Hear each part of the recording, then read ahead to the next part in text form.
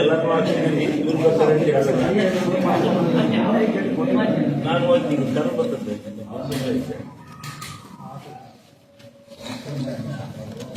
ಕೇಳಿದೆ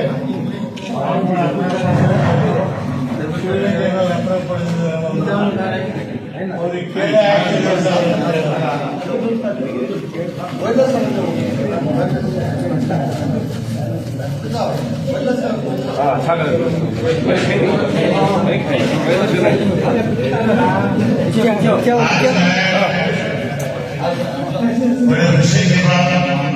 बिजनेस है तो जी स्वामी जी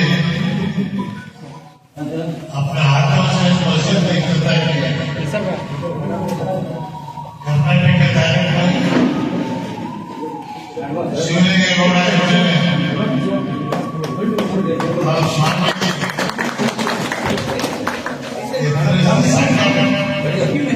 और हमारे तालुक पंचायत के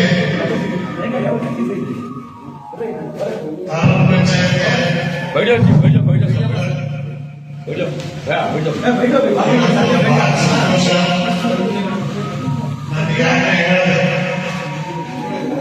ಕರ್ನಾಟಕದ ಇತಿಹಾಸದಲ್ಲಿ ಟಿಪ್ಪು ಸುಲ್ತಾನ್ ನಂತರ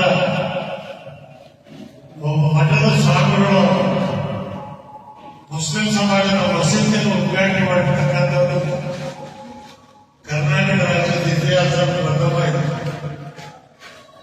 ಶಿವಲಿಂಗೇಗೌಡರು MLA ಅವರ ಸಾನ್ನಿಧ್ಯ ಮತ್ತು ನಮ್ಮ ಅರಸೀಕೆರೆಯ ಸಮೀರವರ ಮಾಜಿ ಪುರಸಭಾಧ್ಯಕ್ಷರು ಇವತ್ತು ಒಳ್ಳೆಯ ವಿಷಯ ಸಂದರ್ಭ. ಈ ಸುದ್ದಿ ಕರ್ನಾಟಕ ರಾಜ್ಯ ತುಂಬ ಈರ ಒಂದಾದರೂ ಅನೇಕ ಜನ ಕೇಳ್ತಾರೆ ಇಮಾಮ್ ಸಾಹೇಬರು ಗೋಕುಲಾಷ್ಟಮಿಗೆ ಏನು ಸಂಬಂಧ. ಇವತ್ತು ಶರಣರು ಆ ಸಂಬಂಧ ಏನು ಅಂತ ಹೇಳಿ ಈ ಮಸೀದಿ ಉದ್ಘಾಟನೆ ಮಾಡುವ ಮೂಲಕ ಜಗತ್ತಿಗೆ ತೋರಿಸಿದ್ದಾರೆ. ಇದು ಇತಿಹಾಸಕಾರರು ಬರೀತಾರೆ. ಕೋಡಿಮಠದ ಸ್ವಾಮಿಗಳ ಪಾದ ನಮಸ್ಕಾರ ಮಾಡ್ತಾ ಅವರಿಗೆ ನಾನು ಧನ್ಯವಾದ ಹೇಳ್ತೇನೆ. ಎಲ್ಲ ಸಮಾಜದ ಜನರು, ಅದು ಮುಸ್ಲಿಮರಾಗಲಿ, ಕ್ರೈಸ್ತರಾಗಲಿ, ಒಕ್ಕಲಿಗರಾಗಲಿ, ದಲಿತರಾಗಲಿ, ಎಲ್ಲರೂ ಒಟ್ಟಿಗೆ ತಗೊಳ್ತಕ್ಕಂಥ ಪರಂಪರೆ ಶರಣ ಪರಂಪರೆ. ಆ ಪರಂಪರೆಯನ್ನು ಪಾಲಿಸುವಂತ ಸ್ವಾಮಿಗಳು ಇವತ್ತು ಅವರೇ ಮಠದ ಉದ್ಘಾಟನೆ ಮಾಡಿದ್ದಾರೆ.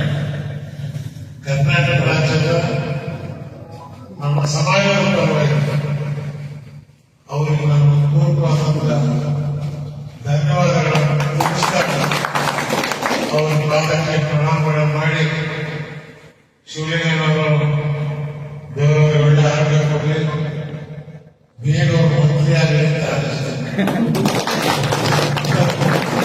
ಹೋರಾಟಗಾರ ದೃಢವಾಗಿ ಹಾಸನ ಜಿಲ್ಲೆಯಲ್ಲೇ ಶಿವಪ್ಪ ನಂದೇಳಿ ಶಿವಪ್ಪ ಬಿಟ್ಟರೆ ಇಷ್ಟು ದೊಡ್ಡ ಹೋರಾಟ ಮಾಡತಕ್ಕಂಥ ಪರಂಪರೆ ಶಿವಲಿಂಗೇಗೌಡರದ್ದು.